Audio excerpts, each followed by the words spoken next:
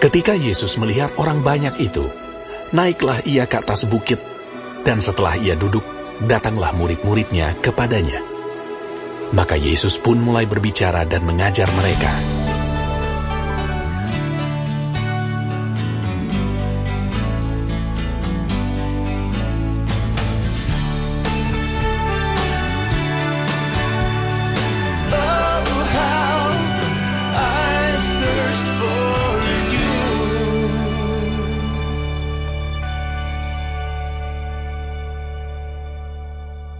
Selamat pagi Bapak Ibu Saudara sekalian, bersyukur di pagi hari ini kita kembali bertemu dalam satu bagian pada rangkaian pembinaan yang dilakukan 1 bulan 1 kali setiap hari Sabtu yang terakhir, di mana hari ini kita masuki bulan yang ketiga, bulan Maret. Kita belajar satu tema tentang lemah lembut yang mewarisi bumi.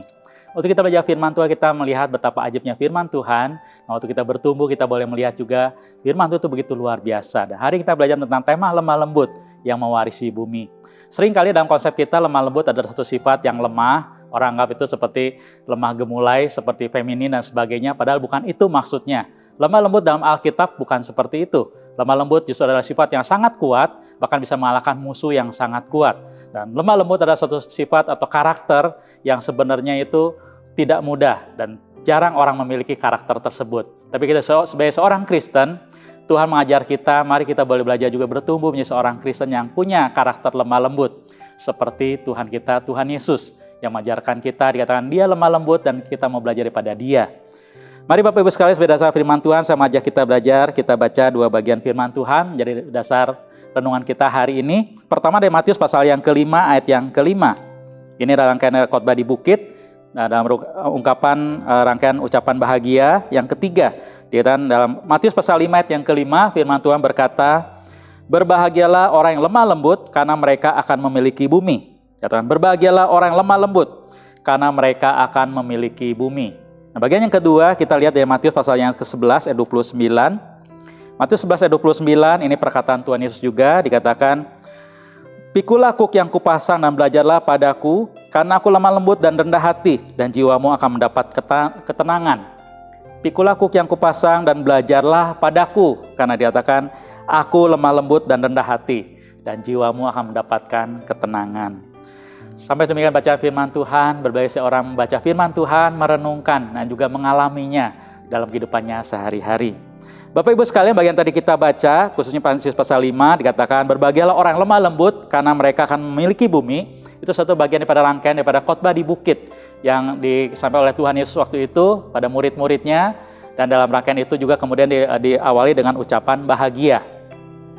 Bapak Ibu, khotbah di bukit kalau kita baca di Matius pasal ke-5, kita bisa melihat latar belakangnya supaya kita bisa melihat, mengerti konteksnya lebih, mengerti apa yang dimaksudkan oleh Tuhan. Nah, dalam bagian ini kita boleh bayangkan bagaimana waktu itu Tuhan Yesus dikatakan naik ke atas bukit. Banyak orang perkira itu adalah gunung Tabor, dikatakan bukit seperti gunung gitu ya. Bukit itu adalah gunung yang kecil. Dia naik ke atas bukit, kalau bahasa Inggris itu lebih dikatakan seperti naik ke atas gunung. Nah, di sana waktu dia naik ke atas gunung itu, kita boleh bayangkan murid-murid ikut dengan dia.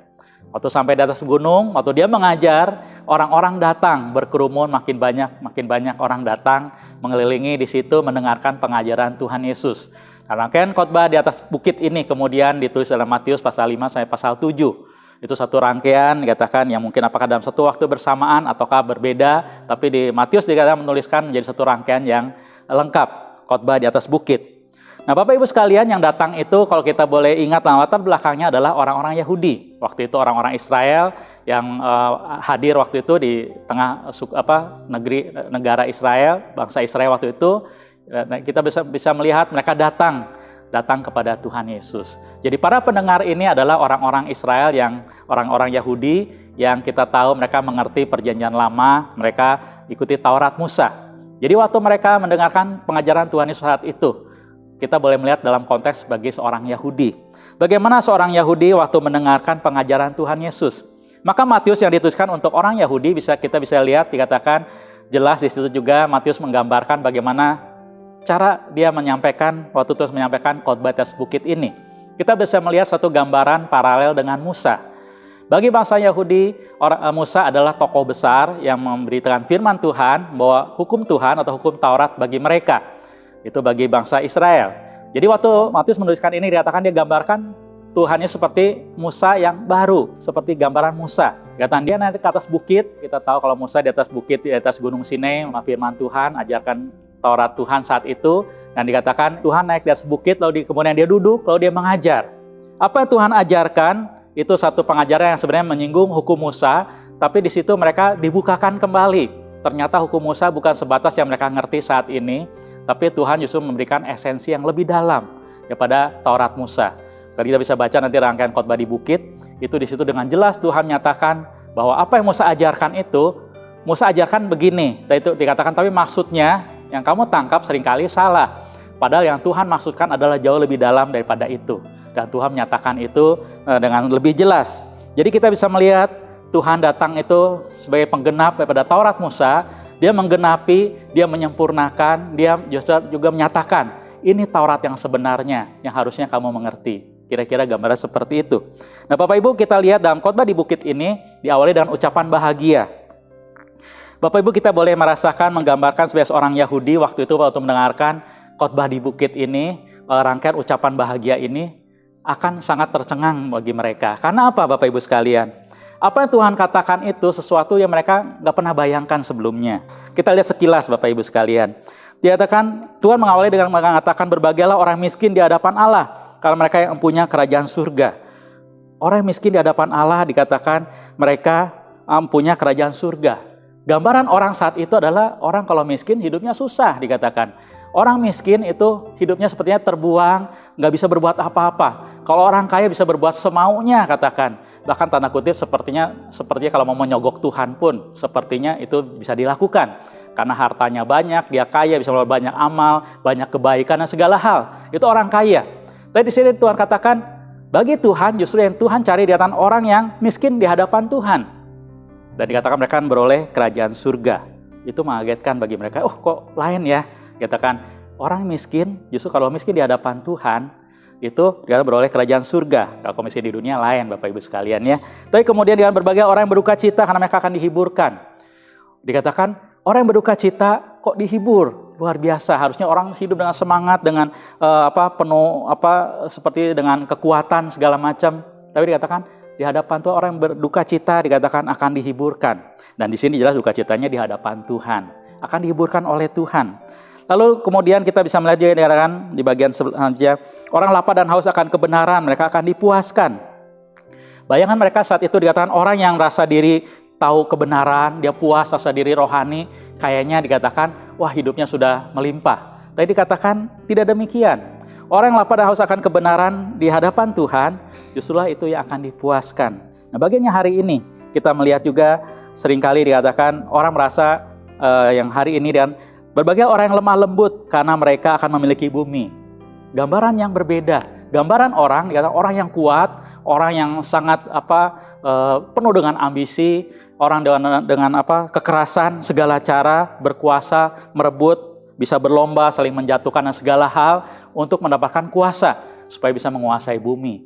Tapi di sini Tuhan katakan sebaliknya, orang yang lemah lembut itulah dikatakan yang akan menguasai bumi. Mereka akan memiliki bumi, orang yang lemah lembut. Nah itu yang sangat mengagetkan bagi mereka, tapi juga Bapak Ibu sekalian kalau kita gambarkan saya sebagai seorang Yahudi yang hadir saat itu, akan terkaget-kaget, oh kalau gitu maksudnya apa ya? Selama ini konsep yang saya ngerti sangat berbeda. Dalam bayangan saya, orang harus berjuang dengan segala kuasa, kekerasan, dengan segala cara supaya bisa memiliki bumi. Kok sekarang Tuhan katakan, enggak, orang yang lemah lembutlah yang memiliki bumi. Apa itu maksudnya lemah lembut? Nah Bapak Ibu sekalian, bagian yang kita baca tadi adalah kita boleh melihat waktu Tuhan kata berbahagialah orang yang seperti ini karena mereka akan seperti ini. Bagian seperti itu Tuhan berikan bukan satu perintah, tapi satu pernyataan, satu kenyataan. Orang yang begini akan menerima ini, orang yang begini akan begini. Tuhan menyatakan sesuatu yang terjadi yang nyata, memaparkan kenyataan yang terjadi bagi setiap orang. Nah tentu setiap orang akan berpikir kalau begitu sekarang saya di mana?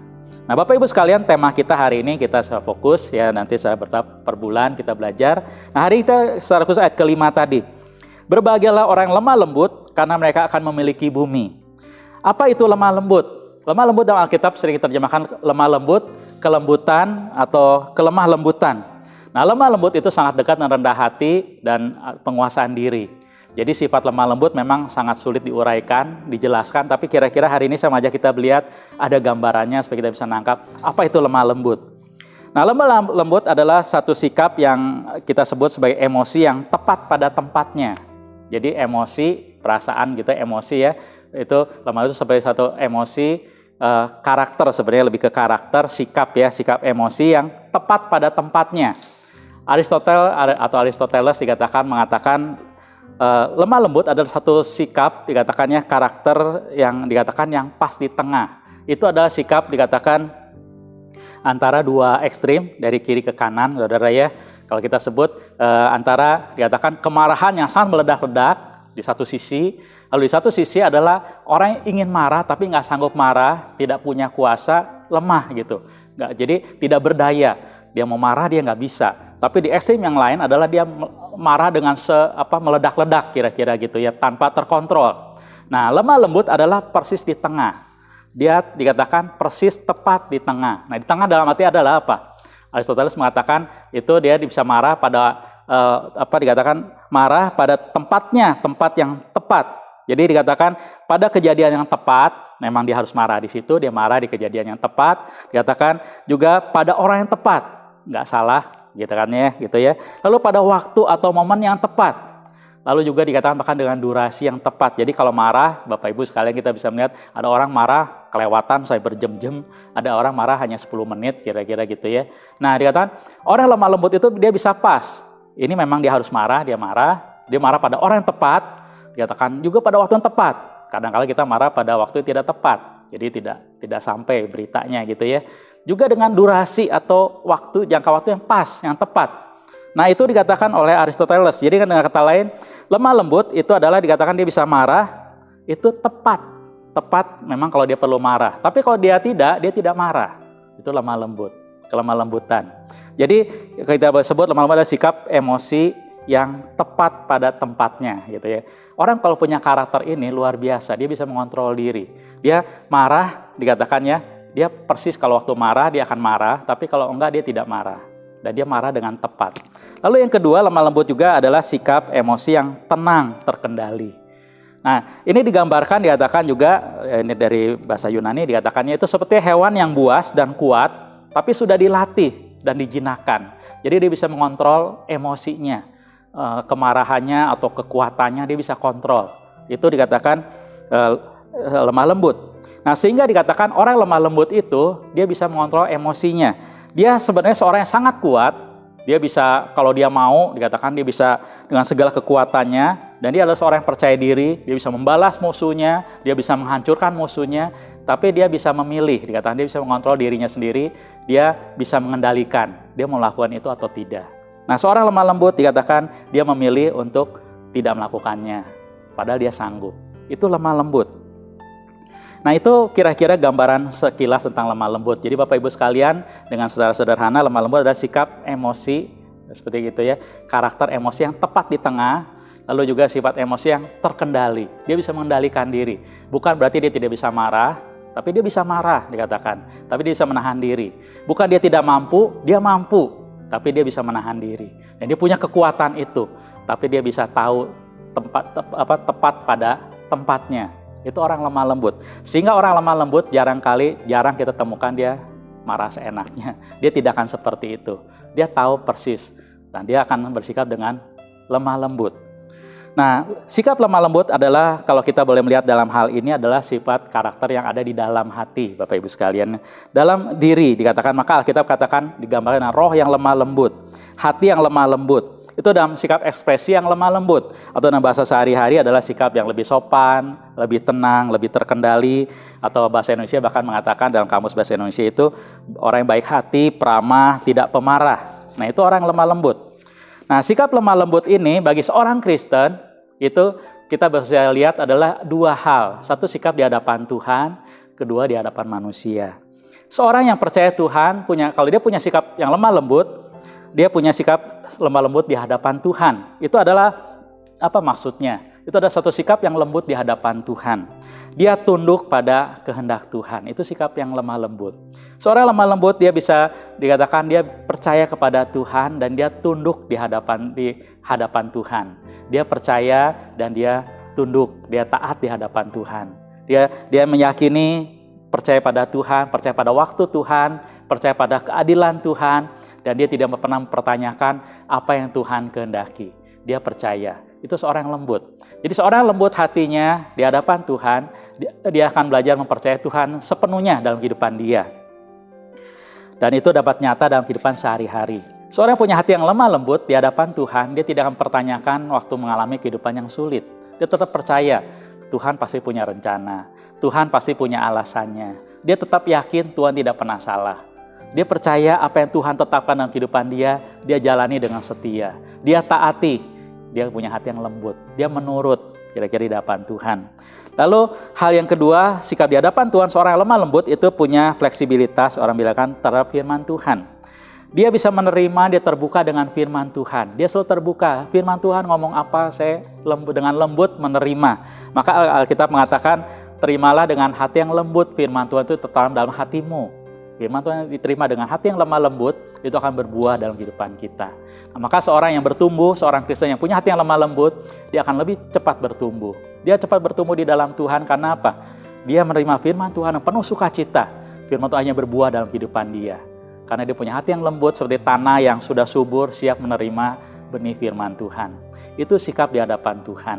Nah, seorang yang punya hati yang lemah lembut tadi, sikap yang lemah lembut, karakter yang lemah lembut ini, kalau kita boleh gambarkan juga seperti tadi ya, satu barang yang lembut yang bisa diatur, bisa ngikuti gitu ya, bisa dibentuk. Nah, itu seorang di hadapan Tuhan. Dia siap apapun Tuhan bentuk, melalui firman Tuhan, melalui peristiwa, dia taat. Dia dengan lembut, dia menurut di hadapan Tuhan. Sikap lemah lembut juga bisa dinyatakan kepada sesama. Nah, kalau kepada sesama, sikap lemah lembut itu akan kelihatan dalam sikap yang lembut terhadap sesama. Hati yang lembut, dia bisa melihat segala sesuatu itu dengan lebih komprehensif, orang bilang gitu ya. Dia bisa melihat dengan lebih lengkap, dia bisa lebih gampang bisa ngerti orang. Jadi orang kalau punya hati yang lemah lembut, dia bisa melihat sesuatu, waktu lihat sesuatu kejadian dia tidak langsung lihat, oh ini masalah, dia langsung bereaksi. Dia akan pikir dulu, ini kenapa dia begitu? Oh mungkin dia ada alasannya begini. Sama Bapak Ibu sekalian kalau kita sehari-hari, waktu ketemu seorang yang datang terlambat, kita langsung berpikir, wah ini orang nggak disiplin dan sebagainya. Padahal siapa tahu ternyata dia nggak demikian. Dia akan cari tahu dulu, oh ternyata tadi ada kejadian apa di perjalanan dan sebagainya, sehingga dia terlambat. Padahal dia biasa nggak terlambat misalnya. Dan berbagai hal lagi. Dia tidak mudah menghakimi orang, dia bisa melihat orang, ngerti orang dengan lebih, melihatnya dengan lebih lengkap dikatakannya. Bisa mengerti, dia bisa penuh pengertian. Seorang yang juga lemah lembut, dia punya hati yang pemaaf. Dia bisa lebih mudah memaafkan orang. Dia tidak mudah marah. Dia bisa marah, tapi dia bisa mengendalikan kemarahannya, emosinya, dan dia bisa memilih, dia tidak mudah untuk marah. Dia juga tidak membalas dendam. Seorang lemah lembut itu Alkitab mengajarkan kita dalam berbagai bentuk ya, dikatakan dia bisa sabar. Dia bisa mengalami sesuatu, dikatakan kalau tidak adil, dia bisa mempercayakan itu pada keadilan Tuhan. Tuhanlah yang akan membalas, dan dia tidak perlu membalas dendam. Seorang yang lemah lembut juga cenderung dia mendahulukan kepentingan orang lain. Bapak Ibu sekalian, ini sifat lemah lembut kepada sesama. Jadi pada sesama dia tidak menunjukkan dirinya, tapi seringkali dia memberikan tempat, dia ngerti, dia biarkan orang lain untuk berkembang, beri kesempatan, mendahulukan kepentingan orang lain. Itu orang yang lemah lembut. Nah Bapak Ibu sekalian, kehidupan kita sehari-hari mungkin kita pernah menemukan hal seperti itu juga kan. Hal yang sederhana Bapak Ibu sekalian, kalau kita lagi jalan di perjalanan, ada orang nyerobot mobil atau motor kendaraan kita, sikap kita bagaimana? Atau sehari-hari yang sering kali kita temukan, waktu kita melihat sesama kita melakukan sesuatu kesalahan, atau kita dengan mudah marah, kita tidak mengerti keadaan dia, atau kita bisa belajar mengerti. Memang sih ada kalanya kita perlu marah kalau memang orang sudah kelewatan, katakan gitu ya, tapi tidak dengan sembarangan. Seorang lemah lembut dia punya pertimbangan yang lebih matang, dia bisa melihat dengan lebih jelas, dan dia bisa lebih juga mengerti, bisa lebih penuh pengertian pada sesamanya. Nah Bapak Ibu sekalian, apa berkat pada lemah lembut tadi? Tuhan mengatakan berbahagialah orang lemah lembut, dikatakan karena mereka akan memiliki bumi. Mereka akan memiliki bumi. Berbahagialah orang lemah lembut. Berbahagia itu dikatakan dalam bahasa aslinya bisa berarti diberkatilah. Jadi bukan hanya hidup yang baik-baik aja, bukan hanya kegembiraan gitu ya, tapi berbahagia itu satu kehidupan yang diberkati oleh Tuhan. D.A. Carson, seorang ahli Alkitab dia katakan itu, dia menerjemahkan seperti diperkenan oleh Tuhan. Berbahagia itu orang yang dikatakan diberkati oleh Tuhan, bahkan diperkenan oleh Tuhan. Nah, bagi orang Yahudi saat itu berbahagia itu seperti apa? Mereka selalu mengingat konteks dengan shalom. Shalom itu damai sejahtera kalau bahasa kita ya. Tapi itu bukan hanya damai sejahtera, bukan hanya suatu perasaan, tapi satu keadaan yang betul-betul damai dan sejahtera. Dalam keadaan yang aman, keadaan yang baik, keadaan yang tenang, tidak khawatir, dan semua baik-baik. Itu damai sejahtera, shalom. Nah, bagi bangsa Yahudi saat itu, konsep mereka adalah seorang kalau diberkati Tuhan, dia beroleh shalom. Shalom di mana? Di tanah, di tempat di mana dia tinggal, di mana dia ditempatkan. Mereka ingat konteks negeri perjanjian di perjanjian lama, di sana aja negeri yang penuh berkat Tuhan. Itu mereka mengharapkan, dikatakan itu berkat, dikatakan di tanah yang diberkati. Nah, dikatakan di sini dikatakan, maka Tuhan katakan, kalau kamu lemah lembut, kau akan memiliki bumi. Lalu dalam pemahaman mereka, oh kalau saya bersikap lemah lembut, saya akan bisa tinggal dengan tenang, dengan shalom di mana saya tinggal, di tempat, di tanah yang Tuhan berikan, di mana saya tinggal di sana. Nah, Bapak Ibu sekalian, itu berkat yang mereka bisa mengerti. Tapi juga itu kalau kita belajar hari ini, berkat yang untuk masa kini kita bisa belajar lebih dalam lagi. Berarti dari situ bukan lokasi, bukan tanahnya, tapi adalah satu keadaan yang Tuhan berikan. Ada shalom di sana. Dikatakan memiliki bumi, mewarisi bumi, itu berarti bisa berarti berkat masa kini yang kita boleh lihat adalah satu keadaan yang katakan hati yang penuh, rasa puas, rasa penuh, rasa lengkap, dikatakannya bisa memiliki menikmati apa yang kita miliki. Itu adalah berkat di sana, hati yang tenang. Jadi Bapak Ibu sekalian, dikatakan kalau kita diberkati, dikatakan kita memiliki bumi, mewarisi bumi. Hal yang pertama kita bisa melihat untuk masa kini dengan jelas adalah kita bisa puas dengan apa yang kita punya, dengan berkat yang Tuhan berikan. Di mana kita tinggal di sana, ada berkat Tuhan di sana, menikmati hari-hari kita dengan puas, dengan penuh rasa syukur. Bapak Ibu bisa bayangkan kalau ada seorang yang kaya, dikatakan punya tanah yang luas, punya kuasa yang besar, tapi bayangkan kalau hidup dalam ketegangan. Tiap hari khawatir ini, khawatir itu, khawatir tanah direbut orang, khawatir ada masalah, malah hidupnya tidak tenang. Atau juga ada orang yang dikatakan punya tanah yang luas, tapi nggak sanggup menikmati, nggak sanggup menjaganya. Akhirnya hidup dengan sia-sia juga, semua tidak terurus. Itu juga sia-sia Bapak Ibu sekalian. Sekarang kalau kita dikasih tanah yang begitu luas secara fisik, kalau kita nggak sanggup urus juga kita hidupnya sengsara Bapak Ibu sekalian. Tapi dengan apa yang Tuhan berikan, orang yang dikatakan lemah lembut, dia bisa bersyukur dimanapun dia ada, seberapa yang dia punya, dikatakan memiliki, mewarisi bumi, di mana dia tinggal. Sikap lemah lembut juga dikatakan dalam Alkitab, dikatakan bisa memenangkan mereka yang tersesat, mereka yang jatuh, mereka yang melanggar, mereka yang suka melawan, yang jauh daripada Tuhan, bahkan yang sudah gagal, dikatakan melalui lemah lembut itu bisa mengalahkan mereka, bisa memenangkan mereka, menenangkan mereka, bahkan dikatakan bisa melembutkan musuh. Itu sikap yang lemah lembut. Nah, itu berkat, dikatakan orang yang bisa memenangkan musuh, berarti kan Bapak Ibu sekalian, berarti dia bisa dikatakan seperti tadi dikatakan seperti memiliki bumi. Ada di mana dia tinggal, dia bisa memiliki dengan penuh syukur, atau juga dikatakan di dalam situasi keadaan dia bisa memegang semua ada dalam keadaan yang baik, dalam kendali yang baik. Dia bahkan musuh pun bisa dikendalikan, tanda kutip bisa berdamai, bisa dalam keadaan yang baik, bisa ditenangkan. Itu melalui kelemah lembutan. Nah, berkat eskatologi Alkitab katakan lebih jelas lagi akan datang, jelas kita tahu ya berkat di dalam Tuhan Yesus. Setiap kita yang percaya Tuhan Yesus, kita beroleh hidup yang kekal di dalam Dia, kerajaan surga, kerajaan tinggal bersama Tuhan selamanya. Dalam kekekalan sudah pasti Bapak Ibu sekalian. Tapi saat ini pun orang lemah lembut dikatakan akan memiliki bumi. Dimanapun dia tinggal, di sana dia tinggal, dia akan menikmati kehidupan dia dengan penuh ketenangan, sukacita, rasa penuh, rasa puas. Ada berkat Tuhan dan pemeliharaan Tuhan bagi dia. Nah, yang terakhir Bapak Ibu sekalian dari tema lemah lembut, bagaimana kita bisa lemah lembut? Lemah lembut ternyata bukan sifat yang dikatakan dibawa dari lahir. Itu harus dikatakan lahir dari karakter hidup yang bertumbuh. Dan secara khusus bagi anak Tuhan, lemah lembut itu dinyatakan dengan satu karakter, kita katakan seperti buah roh. Salah satu buah roh adalah kelemah lembutan. Jadi lemah lembut itu kalau bagi filsuf Yunani tadi Aristoteles dan sebagainya dikatakan itu sebagai satu sifat kebajikan, tapi kalau dalam Alkitab dikatakan itu adalah sebenarnya anugerah Tuhan. Kita bisa punya hati yang lemah lembut itu hanya karena karya Roh Kudus. Waktu hidup kita diubahkan oleh Tuhan, firman Tuhan merubah hati kita, kelemah lembutan baru akan muncul. Karena dasarnya kita seorang yang berdosa, kita itu sangat mudah untuk marah, sangat mudah untuk lepas kendali, kita sangat egois, kita sangat berpusat pada diri. Nah, seorang yang lemah lembut dia bisa mengalah, dia bisa dengan lembut tidak mempermasalahkan hal-hal yang tidak penting dan dia bisa belajar untuk bisa menerima sesamanya, lebih terbuka dengan hidup, dengan kenyataan. Itu adalah karya Roh Kudus yang merubah hati kita. Kita bisa lembut di hadapan Tuhan, kita juga bisa punya karakter lemah lembut kepada sesama. Itu adalah buah roh, itu karya Roh Kudus. Kita bisa memiliki hanya waktu kita hidup dalam pimpinan Roh Kudus.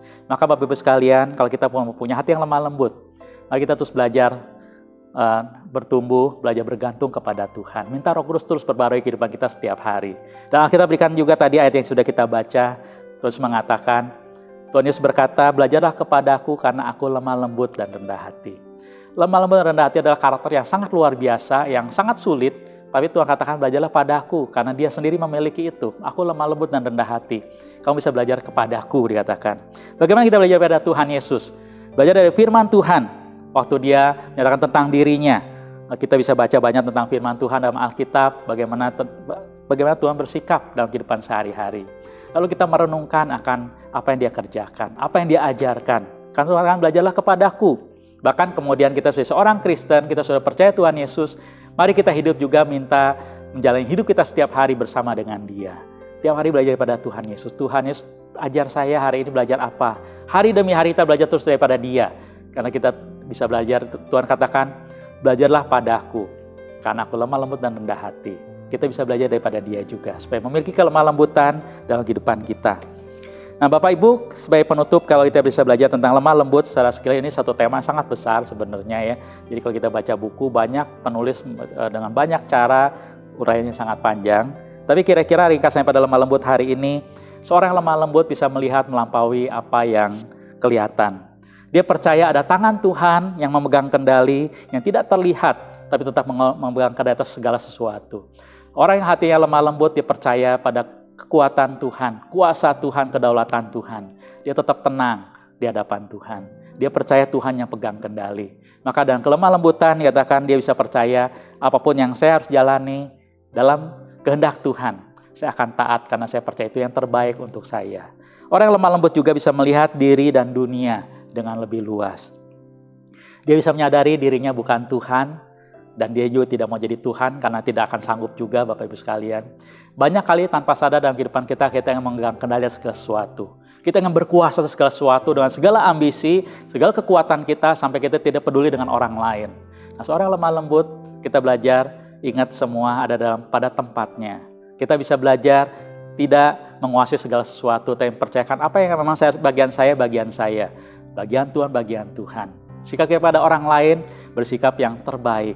Kita tidak demi kepentingan kita menghancurkan orang lain. Tidak demikian. Orang lemah lembut bisa melihat dirinya, melihat dunia dengan lebih tepat. Dia bersikap dengan tepat seperti yang Tuhan kehendaki. Dan Alkitab berikan kita teladan. Bapak Ibu sekalian, Tuhan Yesus adalah seorang lemah lembut dikatakan. Banyak hal kita bisa temukan dalam Alkitab, tapi yang paling jelas dikatakan waktu terakhir sebelum dia akan menyerahkan dirinya, dia akan disalibkan, dia masuk kota Yerusalem. Dia memberikan satu lambang di naik seekor keledai. Keledai itu lambang kelemah lembutan. Beda dengan seorang yang masuk sebuah kota, masuk kota Yerusalem waktu itu dengan naik kuda atau satu kereta perang, itu berarti seorang yang mau berperang. Tapi Tuhan datang dengan kelemah lembutan, naik seekor keledai.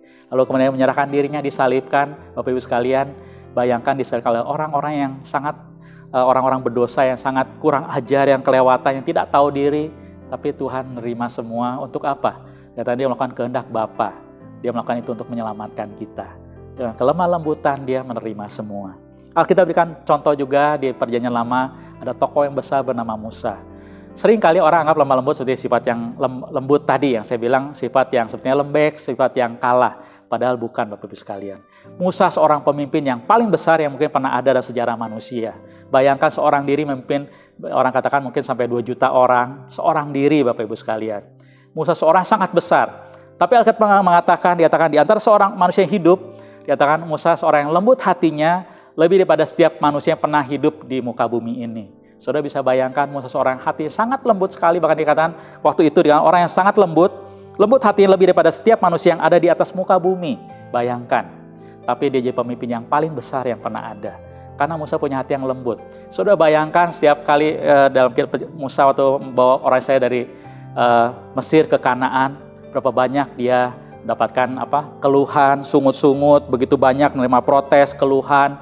Orang Israel yang begitu kurang ajar, yang kelihatan keras kepala, tegar tengkuk, yang nggak tahu diri, yang nggak ngerti tahu terima kasih, dengan berbagai cara marah sama Musa, protes sama Musa, terus juga bahkan bisa menuduh Musa yang enggak dan sebagainya.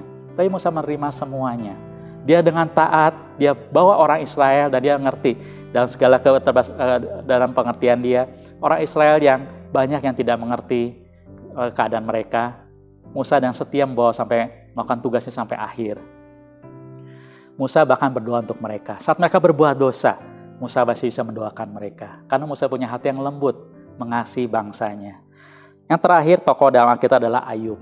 Ayub juga kita bisa melihat ada seorang yang punya hati yang lembut, lemah lembut di hadapan Tuhan. Waktu dia melihat semua masalah, Ayub tidak protes kepada Tuhan. Dia hanya bertanya, Tuhan, saya ada salah apa? Atau apa yang saya harus belajar? Sampai dikatakan, Tuhan, kalau Engkau mau menguji aku seperti emas, katakan, aku akan muncul seperti emas kalau Engkau menguji aku. Itu keyakinan Ayub. Dia yakin benar di hadapan Tuhan, tapi dia percaya, dia taati sampai akhirnya. Itu Ayub. Maka waktu Tuhan mengambil semua, dia katakan, Tuhan yang memberi, Tuhan yang mengambil, terpujilah nama Tuhan. Itu Ayub. Orang yang punya hati yang lembut, dia bisa menerima semua. Bapak Ibu sekalian, bagaimana kehidupan kita hari ini? Ketika hidup tidak seperti yang kita harapkan, hari ini ada pandemi COVID yang belum selesai, juga mungkin pergumulan kita, entah keluarga, entah ekonomi, entah juga pekerjaan, masa depan, kesehatan, apapun yang kita gumulkan hari ini, kebingungan kita akan masa depan kita, hari esok kita. Kadang kita bisa bertanya-tanya, kita bisa bergumul, apa kita juga percaya kepada Tuhan. Orang yang punya hati yang lemah lembut, dia bisa percaya, Tuhan, saya nggak ngerti hari esok saya, tapi saya aman di dalam Engkau. Saya percaya Tuhan yang mengarahkan hidup saya dalam pimpinan-Mu. Kita punya hati yang lemah lembut seperti itu. Bapak Ibu sekalian juga kepada sesama kita. Ketika orang yang kita percaya mungkin mengecewakan. Ketika seorang yang kita andalkan ternyata tidak bisa menolong kita. Ketika kita dalam perjalanan tadi saya beri contoh diserobot orang. Atau bisnis kita diambil orang, dijahati orang, ditipu orang, dan segala hal yang negatif yang kita hadapi.